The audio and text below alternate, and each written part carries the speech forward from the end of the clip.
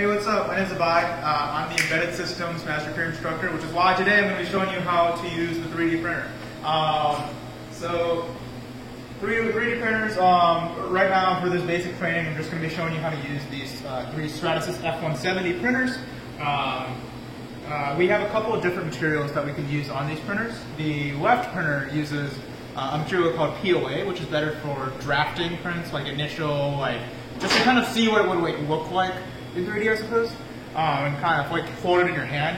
When you're getting closer to your final product, but you're still kind of prototyping, trying to have something that looks a little bit more finished, you can use the center and this right printer to print in either ABS or ASA. These are two materials that are somewhat similar, but both of them have a higher resistance to heat, and also they these two printers, when they print this material, they use a material called QSR, which is a dissolvable support material, which will allow us to have much finer textures on the prints that we make in ABS and ASA. So with that, we'll go ahead and go over to the computer where we can kind of start getting set up to print. So the software that we use in order to print is called GrabCAD Print. And so we're going to go ahead and open that. That's this little P icon in the taskbar. So eventually you'll get a window that looks a little bit like this. So you see you kind of have like a little tray shape. This is actually similar.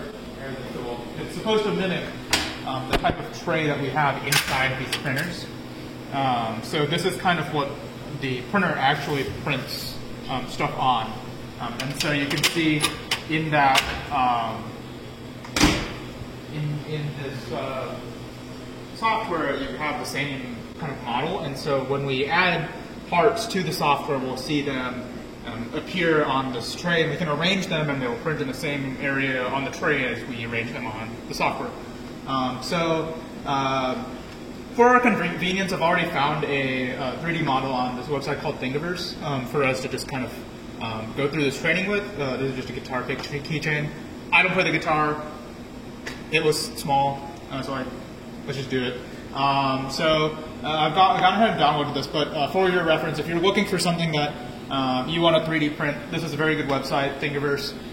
You can go to the main page and search for literally whatever you want, and someone has probably modeled it already.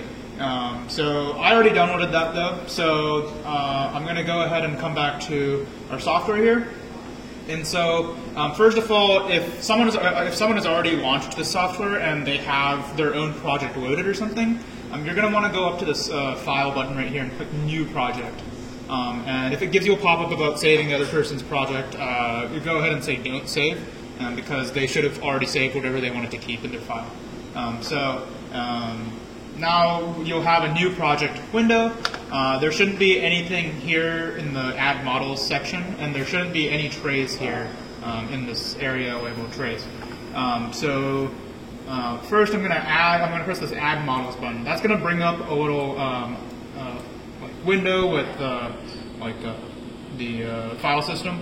And so I can actually scroll through here and find, first of all, go to the download section, because that's where my model might have been downloaded to. But if you have a model on a USB or something, then you can actually check your USB drive and grab the model from there too. But for us, I just downloaded it to the computer just now. So here's that guitar pick keychain. I'm going to press that. I'm going to press Open. If I did want to select multiple files, like maybe I also wanted to select this dowels file, then you could actually select multiple files and then click Open, and it'll put all of them in. But for now, all I want to do is just this one. So I'm going to click Open. You'll see that puts it in, and there's actually this little exclamation point. It says Model has errors. And so that's the first thing we kind of want to fix. But you can see that it did put it out here on this little tray. So I'm going to select that, and you'll see right here there's another icon over here with that same exclamation point that says one model error detected. So if I click that, then it'll show me the parts with the red outline that have errors. And so here I can just click Repair All Models. Usually, in most cases, if I click Repair All Models, it'll repair the model well. And so now I can just I can press this return to model view button, and that'll return me to the original view. Now the next things I want to do, so say I wanted to print this in ABS. So there's a few settings that I'll have to change. So I should first select that part, and then click this print settings window. And so this will bring up a bunch of settings related to how this is going to print, like the material, the slice height, and so on. So I'll explain this real quick. Support style, you can always leave this as smart unless you have some specific case where you know you need to change it to something else. But in most cases, you can just leave it as smart. Part fill style. On this one, this is basically just saying, like, so after you have kind of the overall like surface of your part, what is the inside going to be like? Is it going to be like solid, or is it going to have like kind of more like a lattice pattern, so it's a little bit lighter? And so this is kind of what that's describing. In most cases, like if you don't really need this to, like, say, hold any weight or, like, you know, withstand any force or anything like that, you can pretty safely go sparse low density. But if you, for a guitar picker, for example, if you're going to be continuously strumming this against like strings or something like that, you definitely want to go high density or even solid. I'm just going to pick high density for now. You can usually leave these two settings as is as well. So I said that I wanted to print this in ABS, so that's already selected correctly. But say if I wanted to instead print it in ASA or something like that, then I can change that here, and then you'll notice that it's now saying that the tray settings don't match the printer configuration because the right printer currently has ABS in it, not ASA. So that would be something that you would have to change in that case where you have to print in a different material. But other than that, you can see I still have a setting for slice height. That's basically just saying how thick is each little layer of the print going to be, because the printer is going to kind of print from bottom to top in layers. So I'm going to leave that at 0.01 inches, but if you wanted more resolution, you could drop it to all the way to 0.005 if you wanted to. And these two you can't change, those just stay the same. Part build style, I would leave that as normal. Purge part type, you can change this to last swap. There's really not any reason to leave it at full height. And then these two stay the same as well. So one thing I do want to point out is if you were printing in POA, you'll notice that your ability to select the support style and the part fill style, as well as your slice height and basically all these settings, goes away, because with POA, unlike ABS and ASA, as I mentioned earlier, POA does not use, it uses itself as a support. It doesn't use the dissolvable QSR, because if you put POA in the back that we dissolve stuff in, as I'll show you later, the POA would kind of know. We can't do that, unfortunately. So the POA is kind of a support for yourself, and then you kind of pull that POA support out of itself. So in the case of POA, you basically just select POA and then leave everything as is. But we're printing in ABS, so once I've selected everything the way I want it to be, making sure that everything is back to normal, I can click off that and click off that settings panel.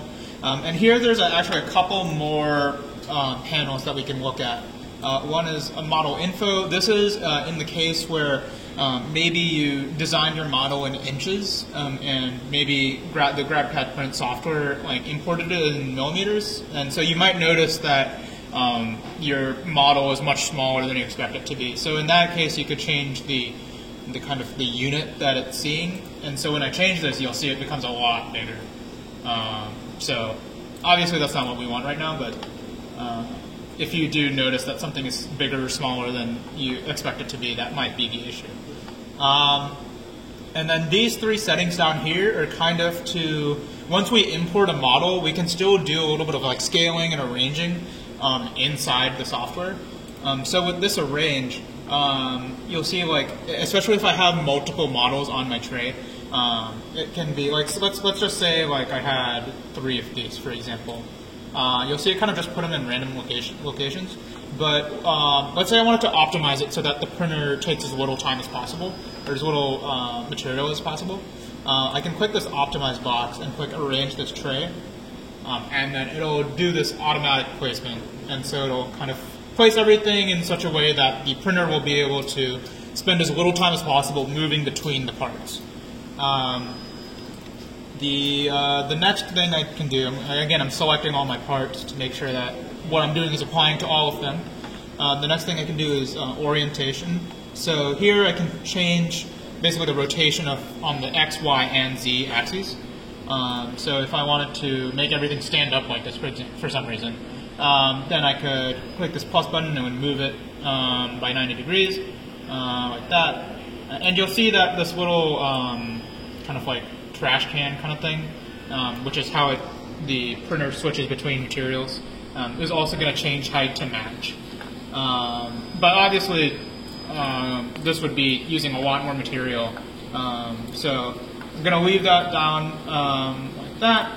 And so the next and the last panel here is the scale panel.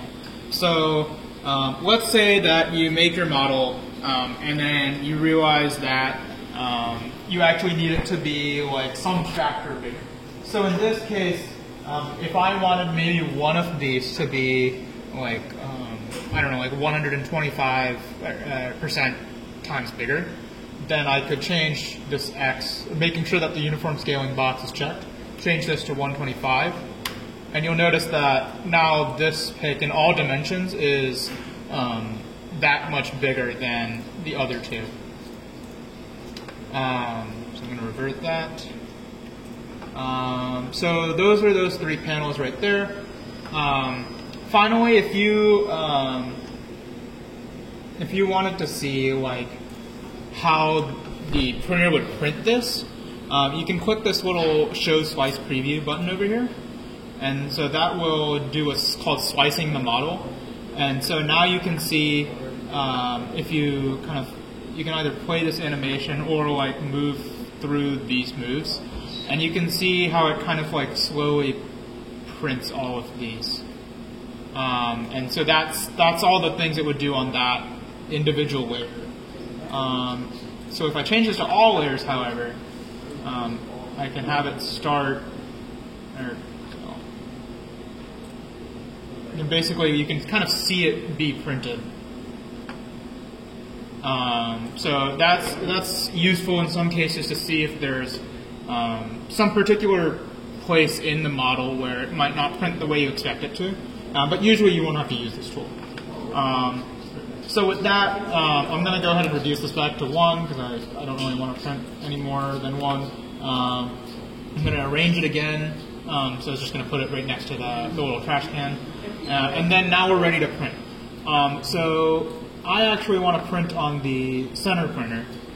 And so I'm going to select the center printer here. Again, remembering that both the center and the right printer can print in ABS and ASA, whereas the left one can only print in PLA. So once I've done that, I can press this estimate button to see about how long this will take to print. And so you can see now it says it's going to take about 7 minutes. That doesn't necessarily mean that when I send this to the printer, it'll take exactly 7 minutes from when I press start, because the printer also has to heat up the bed and stabilize and all of that stuff. It kind of has to calibrate, I guess. But the actual printing process will take 7 minutes. Now that that's done, if I wanted to save this for later, I can go to File and Save Project As, and so this will give me an option to I don't know. Let's say I want to let's say I just want to save this as Guitar Pick Keychain. That is the name, and so we actually have on this computer, we have a folder called 3D Archive. You can see it's pinned right here. So if I click that and then go to the semester that we're in, so we're in 2020 spring, and then if there isn't a folder already for the date, so today is 1/20 for example, then you can just create a new folder with that date. And then if you save your project in there, then if your print fails, for example, later on, you or another PI will be able to go back in and reopen that file and save it again, or print it again. So that's what that's useful for. Whether it's your print or another end user's, make sure that you're saving that to that 3D archive. So now we're ready to print. So all I have to do now, I've seen my estimate, I've selected the right printer, I've made all my changes that I want to. So now I can just click print. And you'll see it says preparing print, and then it'll queue the print job, and it says print job queued successfully.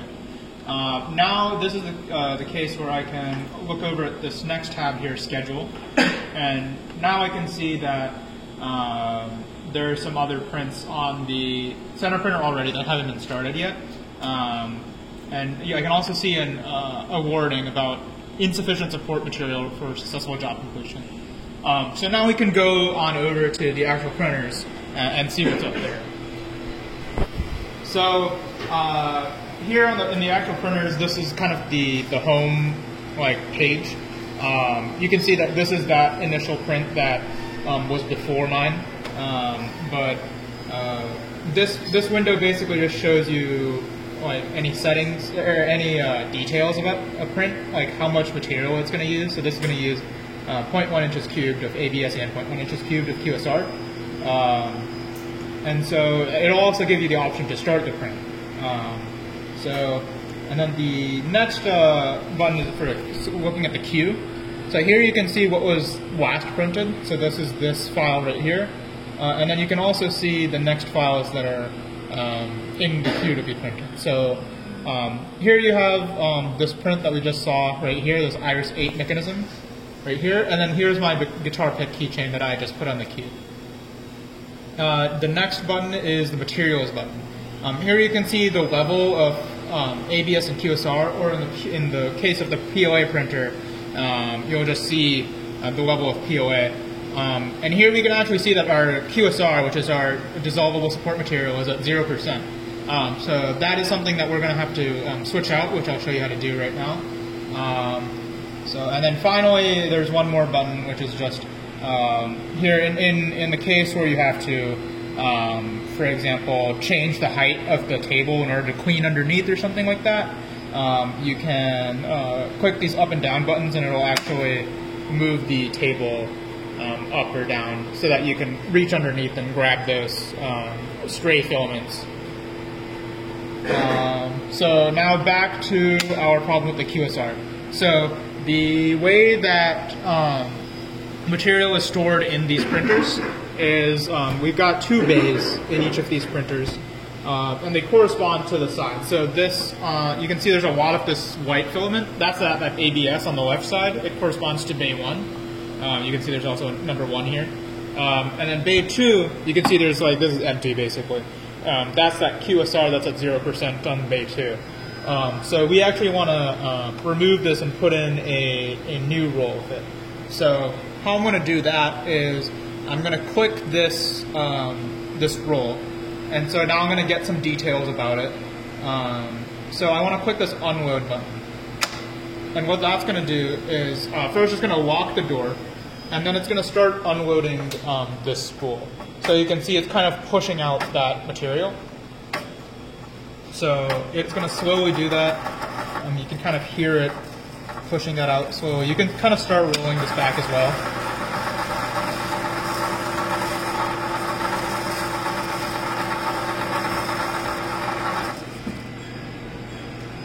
And so now we know that this spool is kind of finished. We can't use it anymore. So I'm going to kind of wrap that up.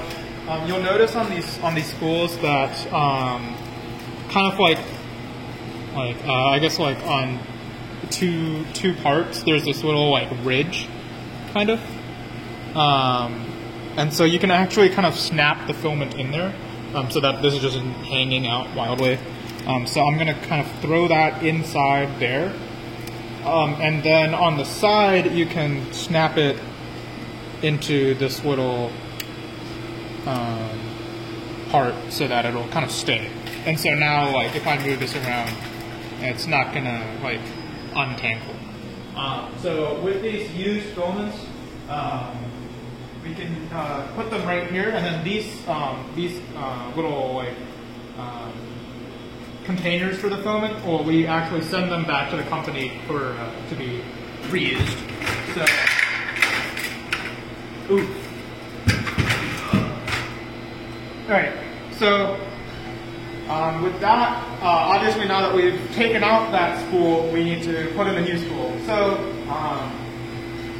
usually, in the case of QSR, sometimes you'll find a spool in these bottom drawers right here. But in all other cases, and in the case of QSR as well, sometimes you can open these cabinets and look in the corresponding section. So if I was looking for a spool of POA, for example, I look at this POA section, and I could choose a new POA spool to put in. But for us, we're looking for QSR. You can see this spool right here probably doesn't really have enough for us to use on this print, but this one right behind just seems to have enough. So we can go ahead and put this in and see if it's enough for our next print. The way I'd recommend putting these in is first get this end right here and chop it to like a 45-degree angle. So for that, inside this hand tools drawer, we usually have something like little wire snips, basically. So you can take this filament and just kind of chop it at an angle, and that'll make it easier to feed into the machine. So now we can go ahead and slot this back in. So make sure that this little chip side is on the left, and it should correspond to how this little filament kind of goes over. Once I slot this in, you'll hear the printer start to kind of try to take a filament in. So in this, when I hear that, I can put this in, and then it'll start rolling that in. And then once it rolls it in a little bit, it'll give me this option to load it fully. So once I press that, now it'll continue loading it. This will take about like maybe 2 or 3 minutes. But then at this point I can go ahead and close both of these and close this drawer right here. And so until this becomes blue again, like I'm not really going to be able to like start the print because it's still loading the material. But we can wait for that. Right now I can look at the details for this and I can see that there's still 3.2 inches cubed of material left on this. And if we remember, for this print all we needed was 0.1 inch cubed. So we'll definitely have enough material for this.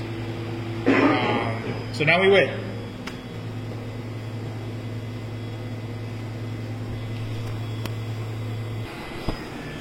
Alright, cool. So now you can see our QSR is loaded. We've got our support head it's blue again, so it's all ready. If we press this, we'll see it says loaded. So now we're ready to print. So now all we have to do is click this print button. We can move this around if we want, so kind of like this, but I'm just going to leave it. Well, I guess I'll kind of just put it right there. And then I can click print. And so that'll start to raise the table for the tray for printing. And then you'll see that it's going to kind of take some time to heat up, calibrate, and then in roughly 20 minutes it should be done with the print. So when you're helping another end user, like with putting on the print, or if you're trying to put on a print during hours, you're going to want to use what we have called a 3D printing request form. And so that is one of these bookmarks in Chrome right here. It's this one right here. So if I click that, then I get this this little form. And so here where it says end user's name, you want to put whatever the end user's name is. So let's say I'm the end user in this case. So I'm going to put my name, I'm going to put my email, yada yada yada. So I'll just, don't dox me.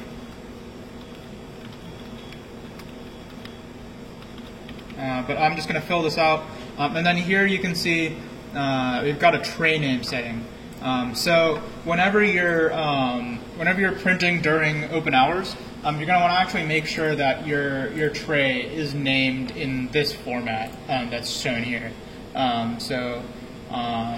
You want your first and last name to be in it. For PIs, I recommend putting PI at the beginning, but you can also just leave it as your name. So I'm just going to say by Kashikar 1. And so now when I name my tray that and I go to print it, when I go over here and I see what's in the kind of like the name section, this would say by Kashikar 1. This would say like first name, last name 1, or first name, last name, whatever the number tray is. Let's say that I did that, and then I'm using the middle Stratasys printer, and then I am using ABS, and I don't really care about what color the print is, so I don't have to really answer this question. But if an end user does care, they can click whatever they want, and then you click next.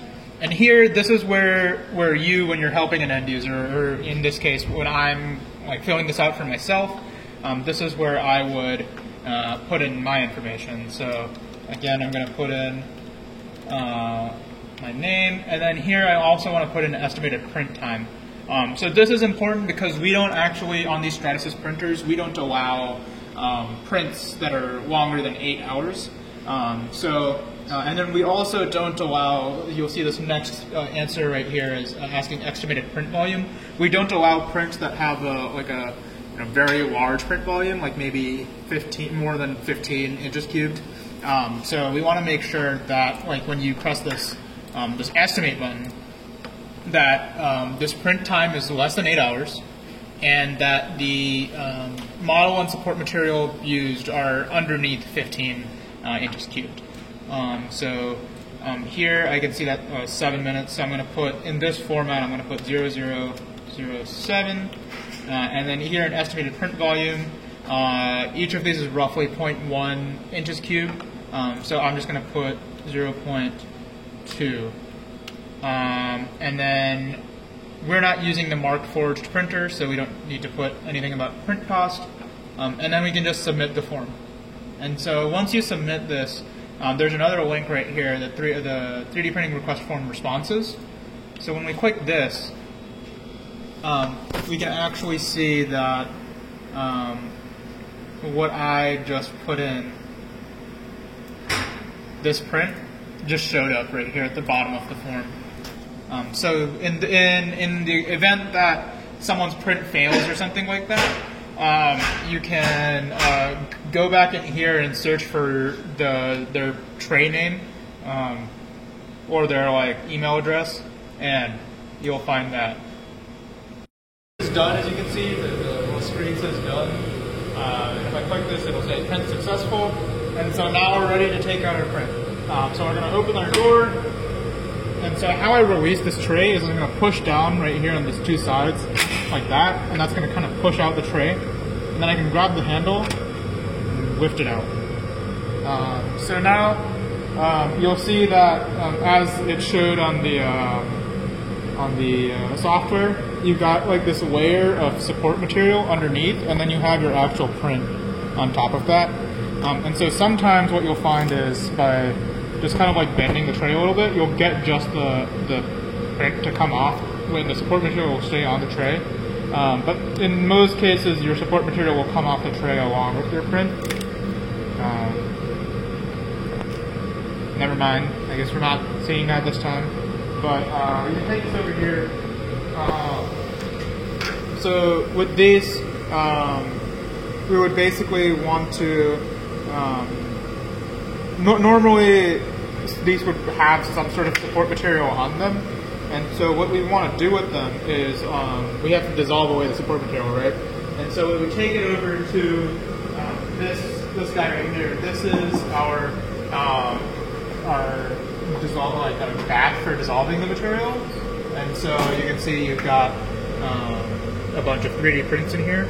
And so especially with these small guys, you would usually want to put it in this cage kind of thing. And so you would put it in there, and then you would drop the cage into there. But with like a regularly sized print, you could just drop it in, and then the support material will slowly dissolve off the material.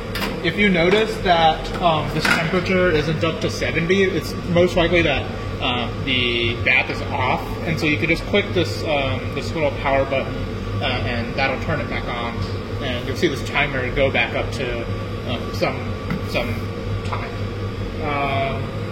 Once a print is done, and in general, when putting things in or taking things out of the bath, since this is a sodium hydroxide bath, it can be pretty bad on your skin, and so you want to use these acid-safe and base-safe gloves in order to put stuff in and take stuff out of the bath. That way you can stick your hand into the bath and pull out a print, for example, like this, without getting any of the actual like solution on your hands. So this print, you can see it's almost done. You've got a little bit more support material right there, like that white stuff right there around the edge. So we're going to leave this in for a little bit longer, but normally if it were finished,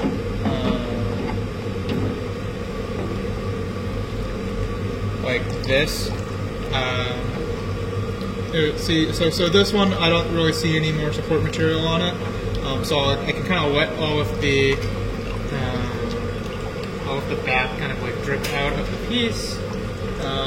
You might not be able to get all of it, but try to get most of it out. And then we can take it over to the sink, where we can wash off whatever's remaining on it. So just kind of like run the water over it for a little bit, try to get all the parts washed out. And then once you are kind of satisfied with how much you've washed this, you can turn off your sink and then put this in our drying rack right here. So just kind of let that leak out a little bit more, and then I can just put it right here. Put it over there. And so then that'll start drying. You can see there was some other piece attached to it that the support material hasn't dissolved fully. So I'm going to go ahead and throw that back in. And then once I've taken out that piece, I can close the bath again, I can close the lid again, confirm that it's still on, and then take off my gloves. But in our case, with these guys, these didn't even need to have any support material taken off of them. So we can go ahead and bring these back here. And so normally you would put these in the bin corresponding to what day it is. Today's a Monday, so I'm going to just put these in here. And so whenever the person who wanted these printed, so me in this case, wanted to grab these, they could come to the Monday tray and find their print. Otherwise, for actually cleaning the tray, you can see we still have one of these things left on the tray. You can usually get it off while the tray's still hot by just kind of like bending the tray a little bit and trying to pull it off like that. But if that doesn't work, we have some other tools here that you can kind of like use to get underneath that material and actually pull it off the tray. But once you get all of these pieces, or these plastic pieces that we don't want to keep, we can throw them in this plastic recycling bin right here, and so that way they'll be recycled instead of just throwing in a landfill. So now this tray is clean again. We can put this back in the printer for the next print. So for that, you can see the bottom of the tray has all these little latches right here. And so we kind of want to align the latches with where all these holes are. So I'm going to put it in such that that's all covered. And then if I push forward a little bit, you'll see this handle lifts up a little bit. And then I can push up on the handle and that'll take care of the rest.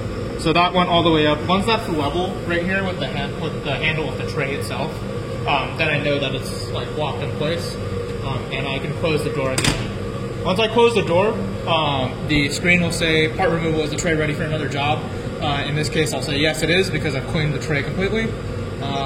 So now you'll see that our print is up next. This is the print that we put up and it's ready to print. So in this case, I would just click print.